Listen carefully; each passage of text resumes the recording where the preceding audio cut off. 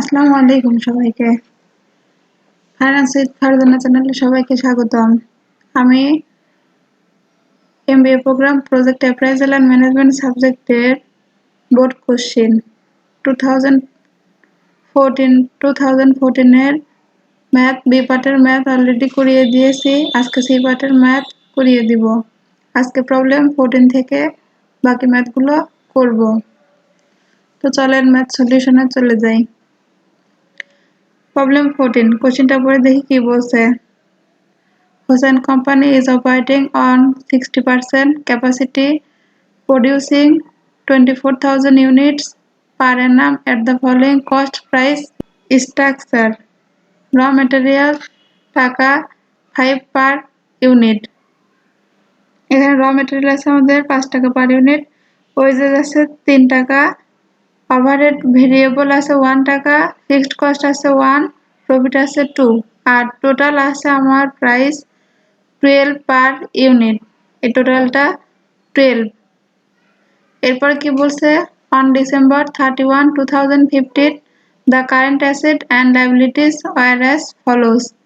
এখানে দেখেন র মেটেরিয়াল 4000 ইউনিট অ্যাট কস্ট টাকা 20,000, working process 1000 units at cost টাকা 8,000, finished goods 3000 unit at cost 33,000, sundry debtors আছে 78,000, creditors for goods আছে 30,000, liabilities for wages আছে 3,000, liabilities for expenses 6,000. এরপরে কি বলছে, in view of increased demand of the product it has been decided that from January 1, 2016 the unit should operate at 90% capacity. এখানে আমাদের এটা যে সমন্বয় দেওয়া আছে এটা আমাদের 60% ক্যাপাসিটিটা দেওয়া আছে। এরপরে এখানে আমার 93% এর কথা বলছে। You are required to certain working capital as would be necessary in view of additional production. The price of materials, rates of wages and expenses and the selling price per unit will not be changed. এখানে raw material, wages, expenses, other expenses এর কোনো change আসবে না, এটা বলে দিয়েছে। তারপরে বলছে the period of credit allowed to customer, credit allowed by supplier and also time lag in payment of wages and expenses shall remain the same as before. এখানে কোনো কিছুই চেঞ্জ হবে না, শুধু ফার্স্টে আমাদের 60% ক্যাপাসিটি যেটা আছে এটা দিয়ে করতে হবে একটা ম্যাথ, আর একটা 90% ক্যাপাসিটি দিয়ে করতে হবে। এটা এইটুকুই পার্থক্য। এটা ওয়ার্কিং ক্যাপিটালের ম্যাথ, এটা আমরা এর আগে বিবিএ প্রোগ্রামে ফাইন্যান্সিয়াল ম্যানেজমেন্ট বইয়ের এই সাবজেক্টে করে আসছি। এখান থেকে এটা লিখে রেখে দিয়েছি, ফাইন্যান্সিয়াল ম্যানেজমেন্ট বইয়ের 750 পেজের প্রবলেম 46, আর এই ম্যাথটা কিন্তু একদম সেম ম্যাথ আসছে আমাদের। তো চলেন ম্যাথটা সলিউশন করে দেখি কি বলছে। তো চলেন ম্যাথটা সলিউশনে চলে যাই। ফার্স্টে দেখেন আমাদের এখানে নোট করতে হবে। ফার্স্ট নোটটা দেখেন, নোট 1, বেশ কয়েকটা নোট করতে হবে জন্য একটা নোট 1 লিখে রেখে দিয়েছি। নোট 1, কস্ট পার ইউনিট 60%, অর্থাৎ 24,000 ইউনিট ইন কারেন্ট পজিশন। এটা আমাদের কারেন্ট পজিশন ছিল 60% ইউনিট, আর 60% ইউনিটের ক্যাপাসিটিতে 24,000 ইউনিটসের। আমাদের ম্যাথ করতে গেলে ফিনিশ গুড, ওয়ার্কিং প্রসেস এগুলো বের করে নিতে হয়। তো এখানে দেখেন ফিনিশ গুডস লিখে রেখে দিয়েছি, আর এখানে ওয়ার্কিং প্রসেস। ফার্স্টে এই যে র মেটেরিয়াল, ওয়েজেস, আদার এক্সপেন্সেস আছে এগুলো দিয়ে ক্যালকুলেশন করে নিতে হয়। ফার্স্টে র মেটেরিয়ালটা লিখে নিয়েছি। র মেটেরিয়াল ফিনিশ গুডেও যেটা আসে ওয়ার্কিং প্রসেসেও সেম অ্যামাউন্টটাই আসবে। আর আদার্স যে এক্সপেন্সেসগুলো আছে ওগুলো যেটা ফিনিশ গুডে থাকে আসে ওইটার অর্ধেক ওয়ার্কিং প্রসেসে লিখতে হয়, এটা কিন্তু আমরা সবাই জানি। তো দেখেন কি করছি, র মেটেরিয়াল 5, এখানেও 5, এখানেও 5, ওয়েজেস আমার কোশ্চেনে ছিল 3, ওয়েজেস এখানে 3 ছিল, এটা আমরা ফিনিশ গুডস এর লিখে রেখে দিয়েছি, আর ওয়ার্কিং প্রসেসে 1.5 লিখছি, অর্থাৎ এর অর্ধেক। ভেরিয়েবল আসবে 2 আর ফিক্সড আসবে 1, এটা আমরা একসঙ্গে লিখে রেখে দিয়ে এখানে নিয়েছি। এখানে 3, এখানে 1.5 আসবে, এর অর্ধেক। এখন এই টোটালটা যোগ করব, যোগ করলে আসছে আমার 11 আর ওয়ার্কিং প্রসেস আসছে 8। এটা আমার হলো 60% ক্যাপাসিটিতে। এখন আমরা 90% ক্যাপাসিটি যেটা বলা ছিল ওটার জন্য এখন বের করব। এখানে দেখেন কি করছি, 40,000।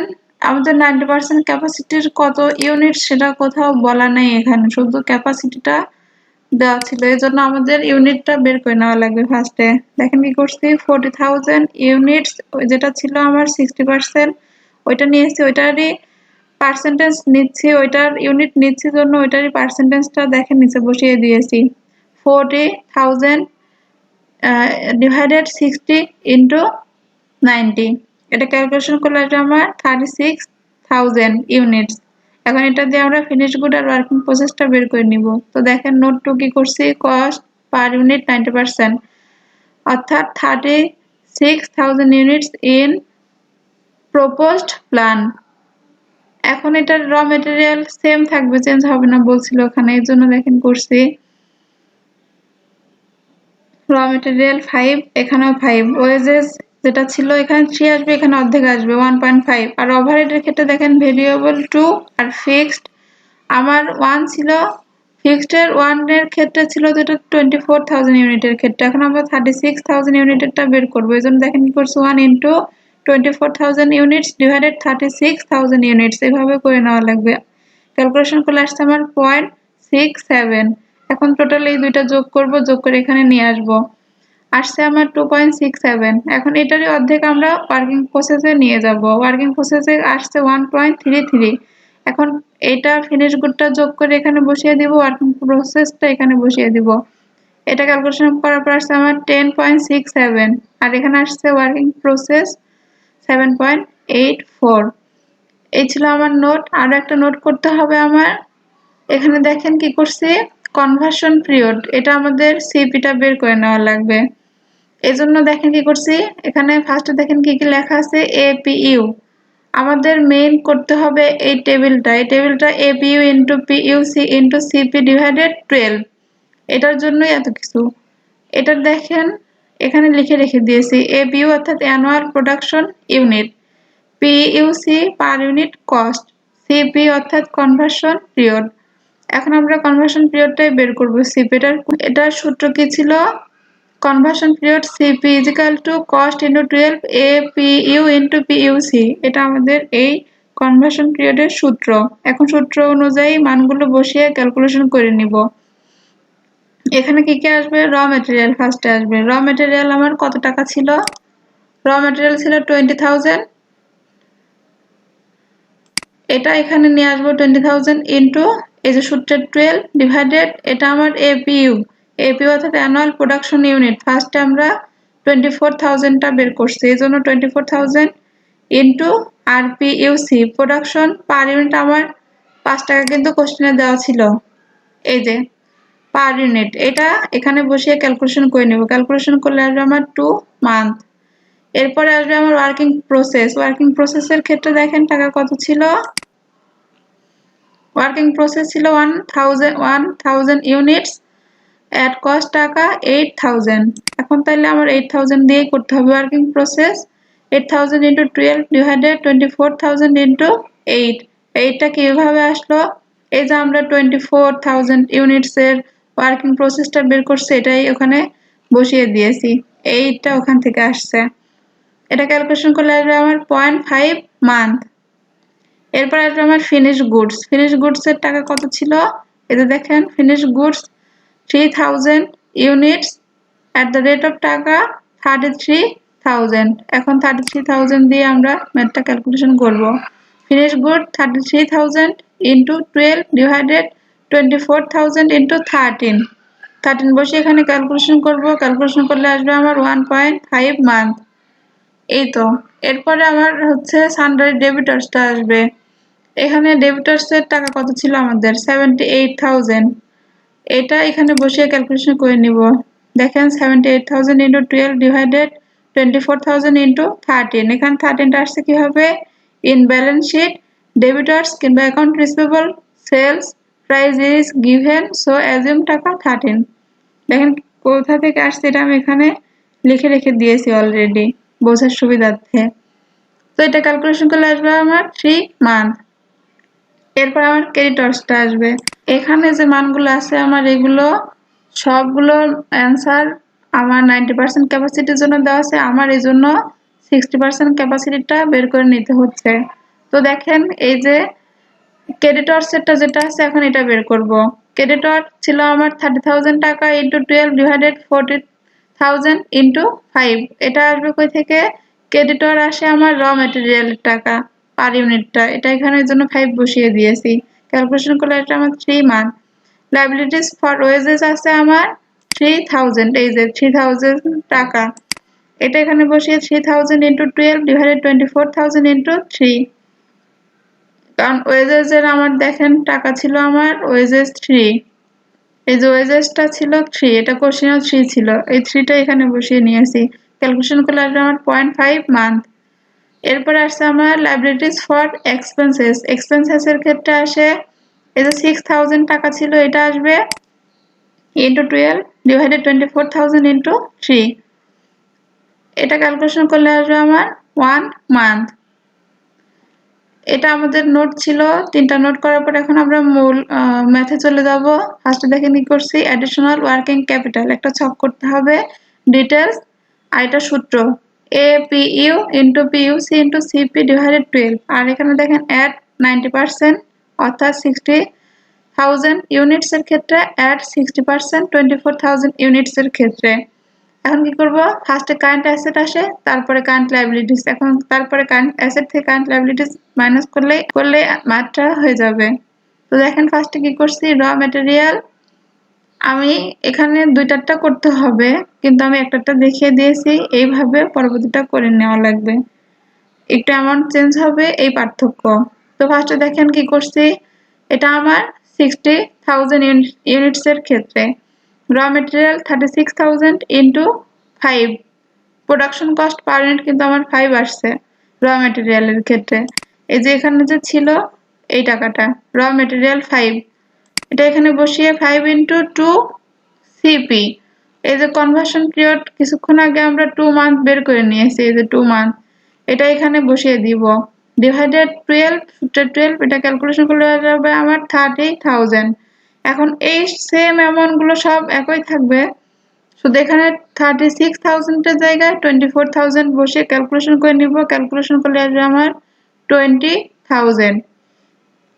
ওয়ার্কিং প্রসেসটা দেখেন 36,000 ইন্টু 7.84, এই 7.84টা আসছে কিভাবে ওয়ার্কিং প্রসেস আমাদের, এই যে 7.84, এখন তো আমরা 36,000 ইউনিটস এরটা বের করতেছি, এই জন্য এখান থেকে আমরা 7.84টা নিব এখানে। এর জন্য 36,000 ইন্টু 7.84 ইন্টু 0.50 কেন নিলাম, এই যে ওয়ার্কিং প্রসেস 0.5 মান্থ, এই জন্য 0.50টা নিয়েছি ডিভাইডেড 12, এটা ক্যালকুলেশন করলে আমার 11,745। আর 60%-এর জন্য কি করব, 24,000 ইন্টু আমাদের ওয়ার্কিং প্রসেসের অ্যামাউন্ট কত আসছিল, এই যে 8, ওয়ার্কিং প্রসেসের 8, এই 8টা নিতে হবে। তখন কি করব, working process 24,000 into 8 into 0.50 divided 12, calculation করলে আসবে আমার 8,000। এরপরে দেখেন ফিনিশ গুডসটা কিভাবে করব, 36,000 ইন্টু 10.67, এই 10.67 কিভাবে আসলো আমাদের, এই যে 10.67, এটা ফিনিশ গুড আসছিল আমার 36,000 ইউনিটস এর ক্ষেত্রে, এই জন্য এই অ্যামাউন্ট এখানে লিখে রেখে দিয়েছি ইন্টু 3 ডিভাইডেড 12।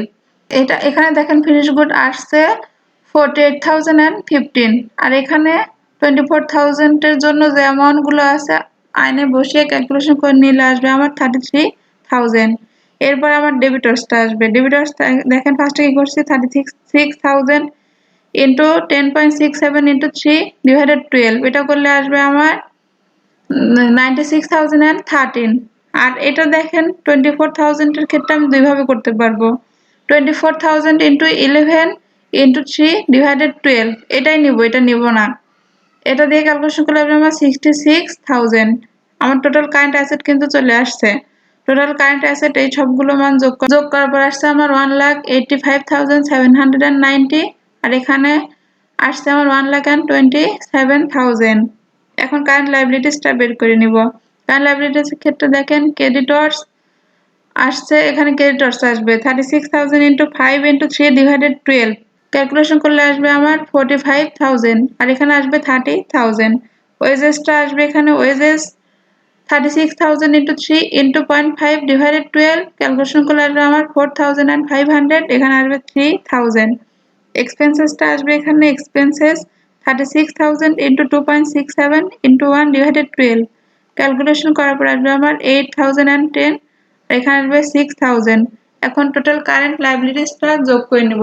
দেখেন যোগ করলে আসছে আমার 57,510। আর এখানে আসছে আমার 39,000। এখন টোটাল ওয়ার্কিং ক্যাপিটালটা বের করব। টোটাল ওয়ার্কিং ক্যাপিটাল কিভাবে হবে? এই যে কারেন্ট অ্যাসেট থেকে কারেন্ট লায়াবিলিটিসটা মাইনাস করতে হবে, অর্থাৎ এ মাইনাস বি। মাইনাস করার পর আসছে এখানে আমার 1,28,280। আর এখানে আসছে 88,000। এখন অ্যাডিশনাল ওয়ার্কিং ক্যাপিটালটা বের করতে হবে। অ্যাডিশনাল ওয়ার্কিং ক্যাপিটাল বের করার জন্য আমাদের এই যে 90% থেকে 60% এর অ্যামাউন্টটা মাইনাস করতে হবে। এখন কোর্স 1,28,280 মাইনাস 88,000 মাইনাস করার পরে আসছে আমার 90,280। এটাই আমার এই ম্যাথটার সলিউশন। এই ম্যাথটা অনেক বড়, একটু খেয়াল রাখলে ম্যাথটা অনেক ইজি, মনে রাখতে পারবেন, করতেও পারবেন সহজেই। এই 2014 বোর্ডে আর একটা ম্যাথ আছে, তো চলেন এই ম্যাথটা দেখে নেই কি বলছে। তো কোশ্চেনটা পড়ে দেখি কি বলছে। Calculate IRR and comment on the acceptability of the project based on the following data. C cash flows অর্থাৎ সিএবিটি এর মান দেওয়া আছে, এটা 0 বছর অর্থাৎ এনসিও এর মান দেওয়া আছে, আর 1 2 3 4 5 পাঁচটা বছরের অ্যামাউন্ট দেওয়া আছে। ফার্স্টে দেখেন 30,000, তারপরে 30,000, 40,000, 45,000 to 20,000। Are the cost of capital of the project 12% বলা আছে। আর আমাদের ক্যালকুলেশন করতে বলছে আইআরআর। যদিও আইআরআর করতে আমাদের দুইটা পার্সেন্টেজ লাগবে, একটা পজিটিভ মান একটা নেগেটিভ মানের জন্য। তো চলেন ম্যাথটা সলিউশনটা দেখে নেই। ফার্স্টে দেখেন কি করছি, একটা টেবিল করছি, ক্যালকুলেশন টেবিল। ইয়ার সিএপিটি ফার্স্ট ট্রায়াল, এই যে ডিএফটা 12% বলা ছিল, এই 12% দিয়ে আমরা ফার্স্ট ট্রায়ালটা করব। এরপরে প্লাস মাইনাস যে মানটা আসবে তার উপর ভিত্তি করে সেকেন্ড ট্রায়ালের পার্সেন্টেজটা নিব। তো ফার্স্টে ইয়ার দেখেন 1 2 3 4 5, আর সিএপিটির এই যে মানগুলো ছিল এই মানগুলো এখানে সরাসরি আইনে বসিয়ে দিব। এখন ডিএফ পার্সেন্টেজ যেটা ছিল ফার্স্ট ট্রায়ালের জন্য 20% ছিল, 12%, এটা এখানে বসিয়ে ডিএফ এর মানগুলো এখানে বসিয়ে নিব। এটা কিভাবে করব? 1 is equal to divided 1.12 is equal to, এটা দিলেই পরপর মানগুলো চলে আসবে। তো দেখেন ফার্স্টে দেখেন বসিয়ে দিয়েছি 0.8929, এভাবে পরবর্তীগুলো বসিয়ে দিয়েছি। এখন আমরা পিভিটা বের করব। পিভি কিভাবে হবে? এই যে সিএপিটির অ্যামাউন্টের সঙ্গে আমার ডিএফ এর পার্সেন্টেজের অ্যামাউন্টটা গুণ করতে হবে, অর্থাৎ 30,000 ইন্টু 0.8929, ক্যালকুলেশন করলে আসবে আমার 26,787। এর পরবর্তীটা দেখেন কি করছি, 30,000 ইন্টু 0.7972, ক্যালকুলেশন করলে আসবে আমার 23,916। এইভাবে সবগুলো আমরা পিভির অ্যামাউন্টটা বের করে নিব। সবগুলো যখন বের করা হয়ে যাবে তখন আমাদের টিপিভি অর্থাৎ টোটাল প্রেজেন্ট ভ্যালুটা বের করতে হবে। অর্থাৎ এই যে সবগুলো অ্যামাউন্ট আমরা এখানে যোগ করে বসিয়ে দিব। দেখেন কত আসছে আমার 1,19,122। এটার থেকে এনসিওটা মাইনাস করবো। এনসিও দেখেন বলা ছিল আমার 1,40,000। তো minus NCO is equal to 1,40,000 করার পর আসছে আমার এনপিভি মাইনাস 20,879। এটা মাইনাস আসছে। মাইনাস আসলে আমাদের এটা ডি এর মান চলে আসছে অলরেডি। এখন 12% যখন ডি এর মান আসছে অর্থাৎ নেগেটিভ মান আসছে, আমরা এর থেকে যত বেশি নিব তত আমাদের নেগেটিভ মান আসতেই থাকবে। এজন্য আমাদের কমায় নিতে হবে, কমায় নিলে আমরা পজিটিভ অ্যামাউন্টটা পাবো। এজন্য দেখেন পরবর্তী সেকেন্ড রাইলে কি করছি, ডিএফ 5%। পিভি এখন ডিএফ 5% এর অ্যামাউন্ট আমরা বের করে নিব। এটা টেবিল ডি এর মান কিভাবে বের করব, 1 = ডিভাইডেড 1.105 = এইভাবে আমরা ডি এর মান বের করে নিব। এরপরে আমরা এই যে সিএফএটির যে টাকাটা আছে এর সঙ্গে আমরা এই ডিএফটা গুণ করব, গুণ করলেই কিন্তু হয়ে যাবে। অর্থাৎ এই দুইটা আমাদের গুণ করতে হবে। 30,000 ইন্টু 0.9524, এটা ক্যালকুলেশন করলে আসবে আমার 28,572। এইভাবে আমরা পরবর্তীটা দেখেন 90,000 ইন্টু 0.9070, ক্যালকুলেশন করলে আসবে আমার 27,210। পরবর্তীটা দেখেন 40,000 ইন্টু 0.8638, এইভাবে ক্যালকুলেশন করব। প্রত্যেকটা ক্যালকুলেশন করার পর আমরা প্রেজেন্ট ভ্যালু অর্থাৎ পিভি এর কলামে সবগুলো বসিয়ে দিব। এখন কি করব, টোটাল প্রেজেন্ট ভ্যালুটা যেটা আছে আমরা এটা ক্যালকুলেশন করছি, এটা যোগ করে এখানে বসিয়ে দিব। আসছে আমরা দেখেন 1,43,027। এটার থেকে এখন আমরা এনসিওটা মাইনাস করব। এনসিও ছিল আমার 1,40,000, অর্থাৎ 1,43,027 মাইনাস 1,40,000 করলে আসবে আমার এনপিভি 3,027। এটা আমার সি এর মান অর্থাৎ পজিটিভ আসছে জন্য আমরা সি এর মানটা নিয়ে নিব। এখন আইআরআর সূত্র ধরে ম্যাথটা করে দিব। ফার্স্টে দেখেন কি করছে, IRR = a + c divided c - d into b - a। A অর্থাৎ হায়ার, এ অর্থাৎ lower discount rate, B higher discount rate. এখানে আমাদের কম কোনটা, এই যে 5%, এর জন্য এটা এ 5% প্লাস এই যে সি এর মান যে পজিটিভ আসছে এটা বসিয়ে দেব 3027 ডিভাইডেড 3027 মাইনাস এটা সূত্রের মাইনাস, এটাও ক্যালকুলেশন করে আসছে ওই মাইনাসটা মাইনাস 20,879। আর এখানে দেখেন 12% মাইনাস 5%, ক্যালকুলেশন করে আসবে আমার 5% প্লাস 0.8863%। টোটাল ক্যালকুলেশন করার পর আসবে আমার 5.89%। এটাই আমার আইআরআর। এখানে দেখেন একটা কমেন্ট করছি, since IRR is lot than the project cost of capital so the project should not be accepted. এখানে আমাদের 5.89% আসছে আইআরআর বের করে। আর কোশ্চেনে দেওয়া ছিল দেখেন কস্ট অফ ক্যাপিটাল প্রজেক্টের জন্য 12%, এটার থেকে আমাদের আইআরআর কম আসার কারণে আমরা এই প্রজেক্টটা অ্যাকসেপ্ট করব না, এটা এখানে লিখে রেখে দিয়েছি। আচ্ছা, এই বোর্ড কোশ্চেনে আর কোনো ম্যাথ নাই, যে কটা ম্যাথ ছিল আমি অলরেডি সবগুলোই করিয়ে দিয়েছি। আমি পরবর্তী ভিডিওতে এই যে বোর্ড কোশ্চেন 2015 যে ম্যাথগুলো আছে ওই ম্যাথগুলো করিয়ে দিব। ততক্ষণ পর্যন্ত সবাই ভালো থাকবেন। আজকের মতো এই পর্যন্তই। আসসালামু আলাইকুম।